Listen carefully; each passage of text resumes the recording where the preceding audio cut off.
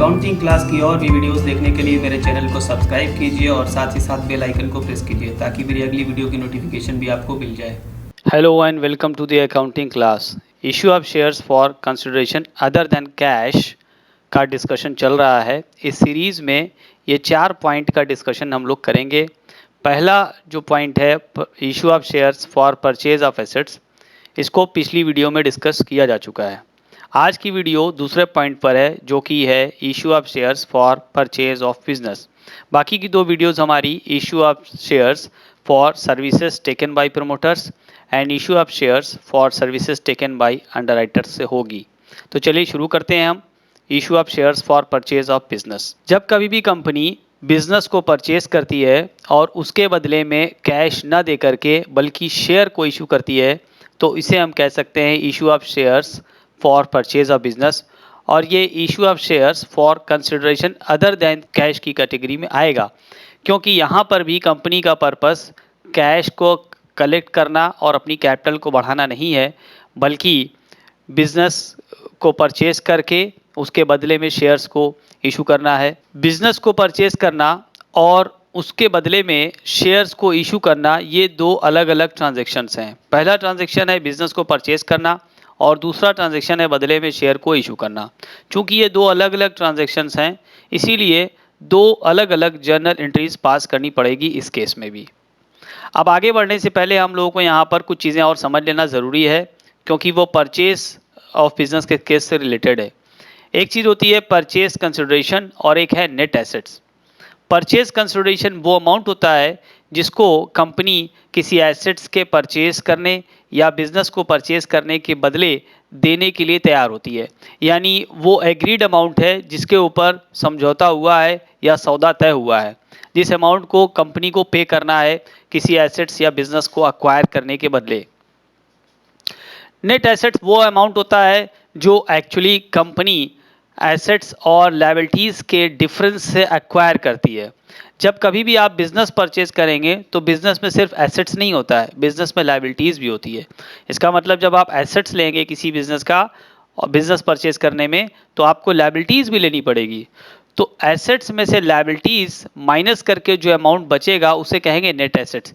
तो एक्चुअली अगर देखा जाए तो आप नेट एसेट्स परचेज करते हैं किसी भी बिजनेस का, क्योंकि लायबिलिटीज़ जो आप लेंगे तो वो तो चला जाएगा, वो तो आपको पे करना पड़ेगा।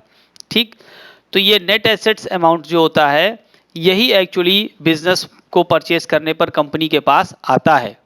अब यहाँ पर सवाल ये है कि नेट एसेट्स और परचेज कंसिडरेशन में कंपैरिजन किया जाता है और देखा जाता है कि इसमें से कौन ज़्यादा है। मान लीजिए किसी बिज़नेस को आप परचेज करते हैं जिसकी नेट एसेट्स आ रही है 5 लाख रुपए, लेकिन आपने जो तय किया है, जो सौदा हुआ है, वो हुआ है 6 लाख रुपए का, यानी परचेज कंसिडरेशन 6 लाख है और आपको जो मिलेगा नेट एसेट वो 5 लाख का मिलेगा, यानी नेट एसेट से ज़्यादा आप पे कर रहे हैं। सही मानों में तो होना ये चाहिए कि जितना नेट एसेट्स है उतना ही परचेज कंसिडरेशन बने, लेकिन अगर ऐसा नहीं होता है, परचेज कंसिडरेशन नेट एसेट से कम या ज़्यादा होता है, तो वो क्यों होता है? अब देखिए, परचेज कंसिडरेशन अगर नेट एसेट से ज़्यादा हो रहा है, यानी आप 6 लाख रुपया पे करने के लिए तैयार हुए हैं, जबकि आप एसेट्स जो अक्वायर कर रहे हैं यानी नेट एसेट्स वो 5 ही लाख रुपए की है। 1 लाख रुपये आप ज़्यादा पे कर रहे हैं, तो ये जो 1 लाख रुपये आप ज़्यादा पे कर रहे हैं, जो डिफरेंस आ रहा है वो माना जाता है कि आप गुडविल की वजह से पे कर रहे हैं। तो इस तरीके से परचेज कंसिडरेशन और नेट एसेट्स के बीच का डिफरेंस जो अमाउंट होगा वो गुडविल कहलाएगा। वो तब कहलाएगा गुडविल जब आपका परचेज कंसिडरेशन ज़्यादा हो। लेकिन इसके अपोजिट सिचुएशन भी हो सकती है। मान लीजिए आपका परचेज कंसिडरेशन यानी वो अमाउंट जो आप देने के लिए तैयार हुए हैं वो नेट एसेट से कम है। नेट एसेट्स जो आप अक्वायर कर रहे हैं वो 5 लाख की है और आप देने के लिए तैयार हुए हैं सिर्फ 4 लाख रुपए, यानी आप कम अमाउंट दे रहे हैं। तो इसका मतलब ये हो रहा है कि आप ज़्यादा की वैल्यू का एसेट्स अक्वायर कर रहे हैं और आपको पे कम करना पड़ रहा है, यानी एक तरह का फ़ायदे वाली बात है, एक तरह की बचत वाली बात है। तो ये जो आपको फ़ायदा हो रहा है ये कहलाता है कैपिटल रिजर्व, यानी 5 लाख की नेट एसेट्स अगर आप 4 लाख में लेंगे तो 1 लाख बच जाएगा। ये जो बचत होगी यही कैपिटल रिजर्व के नाम से जानी जाएगी। तो यहाँ पर गुडविल का भी केस हो सकता है, कैपिटल रिजर्व का भी केस हो सकता है। ये डिपेंड करेगा कि अमाउंट किसका ज़्यादा है। अगर परचेज कंसिडरेशन नेट एसेट से ज़्यादा हो जाएगा तो गुडविल वाला केस बनेगा। अगर नेट एसेट्स परचेज कंसिडरेशन से ज़्यादा हो जाएगा तो कैपिटल रिजर्व वाला केस बनेगा, और जो केस बनेगा उस हिसाब से जर्नल एंट्री होगी, और उस जर्नल एंट्री में वो अमाउंट, वो आइटम ज़रूर लिखा जाएगा। तो गुडविल वाला अगर केस होगा तो उसमें गुडविल लिखी जाएगी, कैपिटल रिजर्व वाला केस होगा तो उसमें कैपिटल रिजर्व लिखा जाएगा। अब जैसा कि मैंने बताया शुरू में कि यहाँ पर दो जर्नल एंट्री होगी, क्योंकि दो ट्रांजैक्शन है। पहला होगा परचेज ऑफ बिजनेस और दूसरा होगा issue of shares. Purchase of business में आपको देखना पड़ेगा कि कौन सा केस बन रहा है, कैपिटल रिजर्व वाला केस है या गुडविल वाला केस है। दोनों ही केस की जर्नल एंट्री मैं बता दे रहा हूँ।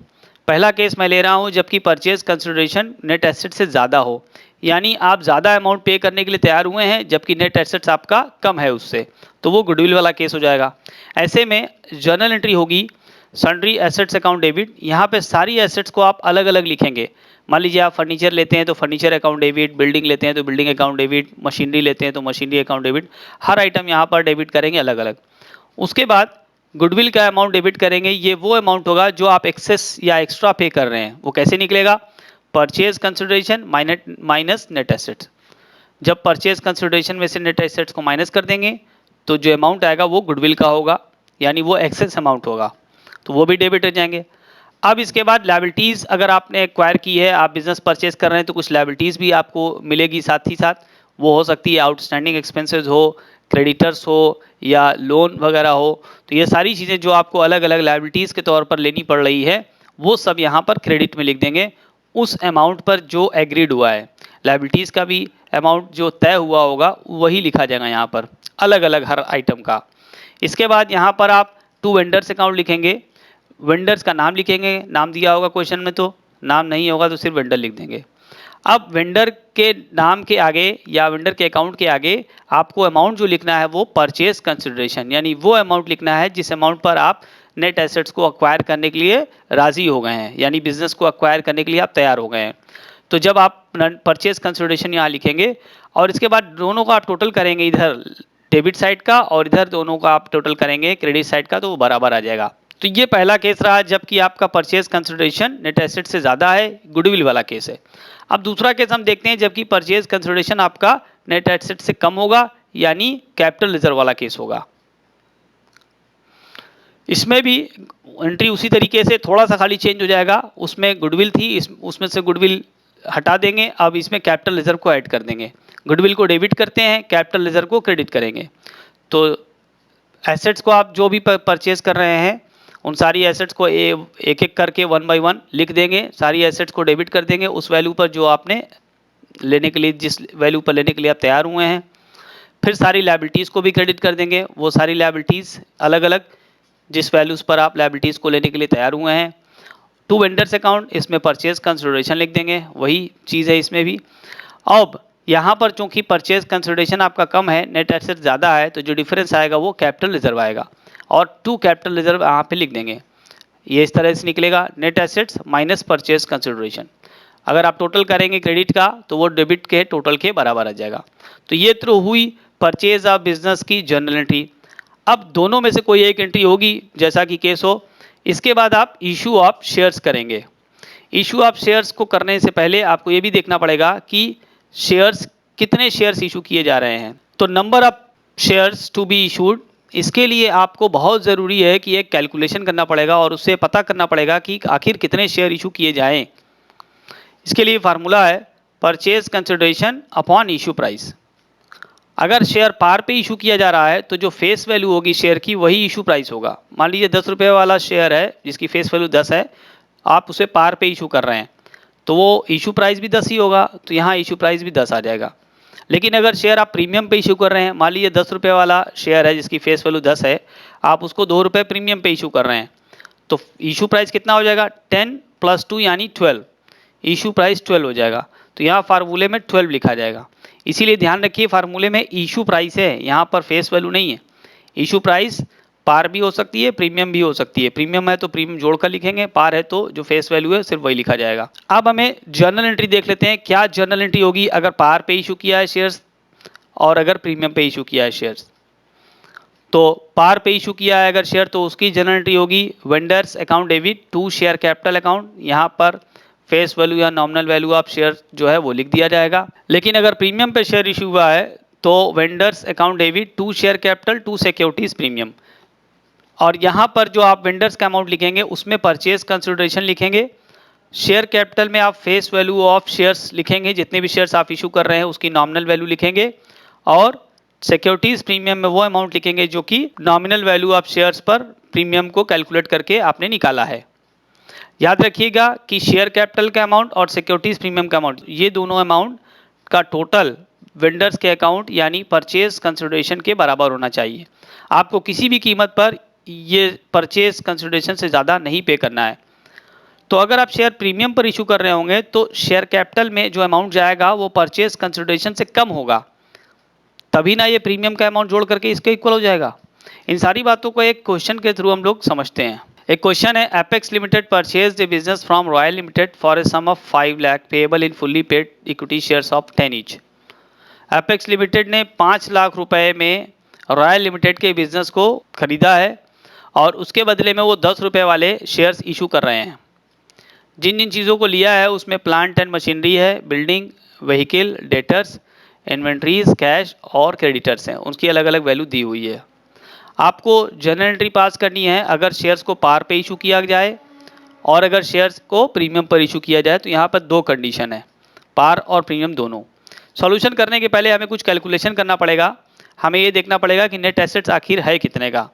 तो इसके लिए हमें सारी एसेट्स को जोड़ना होगा और सारी लायबिलिटीज़ को माइनस करना होगा। तो सारी एसेट जोड़ लेते हैं। Plant and machinery 190, building 280, vehicle 60,000, debtors 30,000, inventories 50,000, cash 20,000। ये सारी चीज़ें जोड़ ली। इसमें से हमें लायबिलिटीज़ को माइनस करना होगा। लायबिलिटीज़ सिर्फ यहाँ पर एक आइटम है, वो है क्रेडिटर्स 30,000। इसको माइनस कर दिया तो हमारे पास आ गया 6 लाख। नेट एसेट्स आ गया 6 लाख। अब यहाँ पर हमें 6 लाख के अमाउंट को परचेज कंसिडरेशन से कंपेयर करना है। आप देखिए परचेज कंसिडरेशन 5 लाख है, यानी आप 5 लाख रुपए देने के लिए तैयार हुए हैं और बदले में जो आपको मिल रहा है नेट एसेट्स वो 6 लाख का, यानी आप ज़्यादा का एसेट्स ले रहे हैं और कम पे कर रहे हैं। यहाँ पर कैपिटल रिजर्व वाला कंडीशन बन जा रहा है। तो कंपेयर करके देख लेंगे हम लोग। Purchase consideration 5 lakh, net asset 6 lakh. चूँकि परचेज कंसिडरेशन कम है नेट एसेट से, तो जो डिफरेंस आ रहा है 1 लाख रुपए का, ये आ जाएगा कैपिटल रिजर्व। तो आप जो एंट्री पास करेंगे वो कैपिटल रिजर्व वाली पास करेंगे, याद रखिएगा। इसमें गुडविल वाली एंट्री पास नहीं होगी। तो पहली एंट्री तो हमें एसेट्स को और लायबिलिटीज़ को जो परचेज कर रहे हैं, जो एक्वायर कर रहे हैं, उसकी एंट्री हो जाएगी। Plant and machinery debit, building debit, vehicle debit, debtors debit, inventories debit, cash debit. ये सारी एसेट जो आपने एक्वायर की है वो सब आप यहाँ पर डेबिट में लिख देंगे। सारे अमाउंट जो यहाँ पर है 1,90,000, 2,80,000, 60,000, 30,000, 50,000 और 20,000। उसके बाद आप लायबिलिटीज़ को यहाँ पर क्रेडिट कर देंगे। जितनी भी लायबिलिटीज़ आपने ली है, इस क्वेश्चन में सिर्फ एक ही लायबिलिटी है, वो है क्रेडिटर्स। तो क्रेडिटर्स को आपने 30,000 यहाँ लिख दिया। इसके बाद टू रॉयल लिमिटेड वो अमाउंट लिखेंगे परचेज कंसिडरेशन का, जिस अमाउंट पर आप तैयार हुए हैं बिजनेस को लेने के लिए, वो है 5 लाख। ठीक। उसके बाद कैपिटल रिजर्व वो अमाउंट है जो आपने बचा लिया है, आपको नहीं पे करना पड़ रहा है। आप एसेट्स एक्वायर कर रहे हैं 6 लाख का, जबकि आपको पे सिर्फ 5 लाख करना पड़ा, यानी कैपिटल रिजर्व। तो कैपिटल रिजर्व में चला जाएगा 1 लाख रुपए। आप इसका टोटल करके देखेंगे, इसका टोटल डेबिट साइड का और क्रेडिट साइड का टोटल बराबर आ जाएगा। 6,30,000 आएगा डेबिट का और 6,30,000 क्रेडिट का आ जाएगा। तो ये तो हुई परचेज करने की एंट्री। देखिए परचेज करने वाली एंट्री तो चाहे पार पे आप इशू करें शेयर या प्रीमियम पे इशू करें, वो तो एक ही होगी, उसमें तो कोई चेंज होगा नहीं। अब यहाँ पर पार और प्रीमियम पर अगर है तो वो केस खाली बदलेगा। तो इसलिए पहली एंट्री सेम है दोनों केस में। हाँ, दूसरी एंट्री जो होगी इशू ऑफ शेयर वाली, वो इन दोनों केस में अलग अलग हो जाएगी। तो पहला केस देखते हैं जिसमें इशू ऑफ शेयर सेट पार है। इसमें आप रॉयल लिमिटेड को 50,000 शेयर इशू कर देंगे 10 रुपये वाले। Royal limited debit 5 lakh, to share capital 50,000 into 10। ये जो 50,000 है इसे ही कैलकुलेट करना है, यानी कैसे पता चलेगा कि आपको 50,000 शेयर देने हैं। इसके लिए आप वर्किंग नोट देखिए नीचे, number of shares to be issued 5 lakh purchase consideration है अपॉन इशू प्राइस। चूँकि पार पर अगर आप इशू कर रहे हैं तो इशू प्राइस 10 होगा, आप डिवाइड करेंगे 10 से तो ये आ गया 50,000।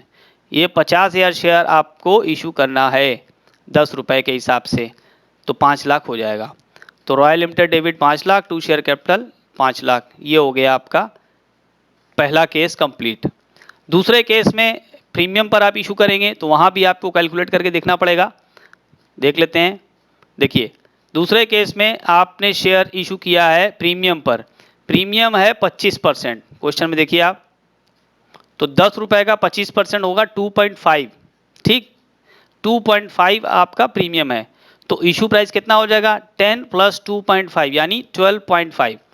तो number of shares to be issued कितना हो जाएगा 5 लाख बाई 12.5 यानी 40,000। 40,000 शेयर आप इशू करेंगे 10 रुपये वाले, और बाकी का जो अमाउंट होगा वो चला जाएगा प्रीमियम में। तो जर्नल एंट्री होगी Royal limited debit 5 lakh, to share capital 40,000 into 10 4 lakh, to securities premium 40,000 into 2.5 1 lakh. ये 2.5 प्रीमियम का है, ये 10 फेस वैल्यू का है। तो याद रखिएगा कि ये प्रीमियम वाला केस है, इसमें आप शेयर कैपिटल में वो अमाउंट लिखेंगे जो एक्चुअली आप शेयर के तौर पर इशू कर रहे हैं, ना कि परचेस कंसिडरेशन।